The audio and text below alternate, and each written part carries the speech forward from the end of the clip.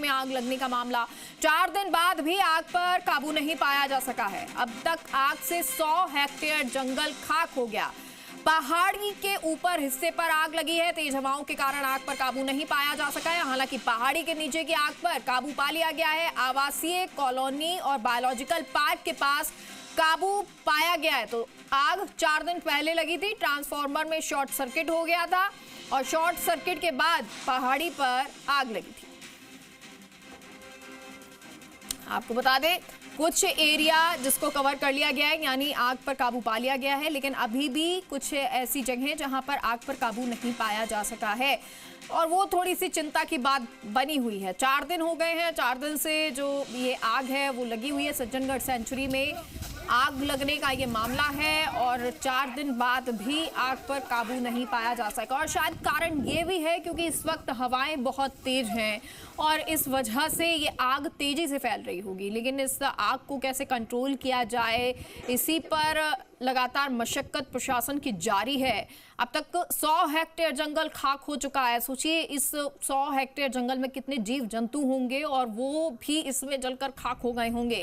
पहाड़ी के ऊपरी हिस्से पर यह आग लगी है। तेज हवाओं के कारण आग पर काबू अभी तक नहीं किया जा सका है और शायद इसलिए ही जो प्रशासन है उसे दिक्कत भी आ रही है। हालांकि पहाड़ी के नीचे की आग पर काबू पा लिया गया है और इससे जो आवासीय कॉलोनी और बायोलॉजिकल पार्क है वो सुरक्षित है, क्योंकि अगर बायोलॉजिकल पार्क, आवासीय कॉलोनी तक ये आग पहुंच जाती तो और बड़ी घटना हो सकती थी। हालांकि अभी भी ये बहुत ज़रूरी है कि जो जंगल में आग लगी हुई है उसको भी कंट्रोल किया जाए और इस आग को बुझाया जाए। लेकिन आग पर काबू पाने की जो कोशिश है वो कहीं ना कहीं असफल इसलिए भी हो रही है क्योंकि तेज़ी से ये हवा चलती है और उससे फिर ये आग तेज़ी से फैलती हुई नजर आती है। और अब अविनाश हमारे सहयोगी इस खबर पर जुड़ गए हैं। अविनाश, आप कहां पर इस वक्त मौजूद हैं? तस्वीरें जरा दिखाएं। और जैसा कहा जा रहा है कि नीचे के हिस्से पर तो कंट्रोल कर लिया गया है, लेकिन ऊपर अभी भी आग फैली हुई है। क्या कुछ मशक्कत की जा रही है? जी बिल्कुल, देखिए मैं सज्जनगढ़ जो पहाड़ी है उसके तलहटी के नीचे में मौजूद हूँ, जहाँ पे कि कल आग ने जम के यहाँ पे तांडव जो है मचाया था और यही पूरा इलाका है जहाँ पर कि कल भयानक आग लगी हुई थी और वो तस्वीरें भी हमने दर्शकों तक पहुंचाई थी। बड़ी राहत की बात यह है कि जो आवासीय कॉलोनियां सज्जनगढ़ पहाड़ी के नीचे बसी हुई है वहां पे और जो बायोलॉजिकल पार्क है उसके आसपास आग पे काबू पा लिया गया है। अब जो आग उन हिस्सों पे लग रही है जो कि जहां पर कि चाहे दमकल कर्मी नहीं पहुंच पाते और वन विभाग के कर्मचारियों का पहुंचना भी वहां पे मुश्किल है। तो पहाड़ी के दूसरी तरफ की अगर हम बात करेंगे तो वहां पर आग अभी लगी हुई है। हल्का हल्का धुआं, जैसे ही कोई बड़े पेड़ या बड़ी घास की झाड़ियां आती है तो धुएं का गुब्बार यहाँ पे उठता हुआ दिखाई देता है। और फिर से जब वहां पे वन कर्मी या दमकल कर्मी पानी का छिड़काव करते हैं तो आग पर काबू पा लिया जाता है।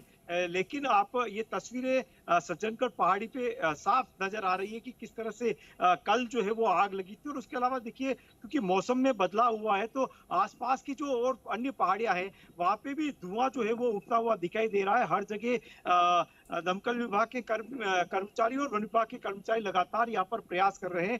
दमकल विभाग के अधिकारी बाबूलाल चौधरी हमारे साथ हैं, उनसे जानेंगे किस तरह का रेस्क्यू जो है वो अब चल रहा है और क्या स्थिति है। सर, अभी क्या स्थिति है इस आग की?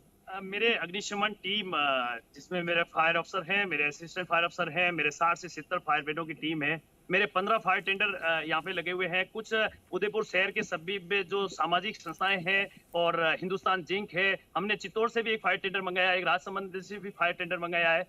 तो हमने सबसे पहले, आपने देखा होगा पीछे की साइड में इस पहाड़ी के पास से रेजिडेंशियल जो कॉलोनियां थी, गौशाला थी, इस एरिया की तरफ कल फायर का मूवमेंट बहुत ज्यादा था, मेजर फायर कॉल की तरफ बढ़ गया था। तो उसको लेकर के फायर की टीमों ने अथक प्रयास किए और उस अथक प्रयासों से उस आग को किसी प्रकार की कोई जनहानि नहीं हुई और किसी प्रकार का कोई लॉस नहीं हुआ। और आज की बात करें तो उधर जो बायोलॉजिकल पार्क है उस एरिया के अंदर भी उस आग हवा के रुख के साथ में उधर की तरफ बढ़ती गई और उस आग से बढ़ने से उस बायोलॉजिकल एरिया के अंदर हमारी टीम ने वहां पे 15 फायर टेंडर ने लग करके एक एक एरिया को प्रोटेक्ट किया है। किसी प्रकार के कोई वन्य जीव को, किसी प्रकार कोई इंसान को कोई प्रकार का नुकसान नहीं हुआ है। लगातार अग्निशमन विभाग, जिला प्रशासन, पुलिस प्रशासन और वन विभाग की टीमें मिल करके इनका एक जो अच्छा बेजोल कोऑर्डिनेशन जो टीम के साथ में किया है, कलेक्टर साहब के और संभागीय आयुक्त महोदय के और एसपी साहब के, आईजी साहब के,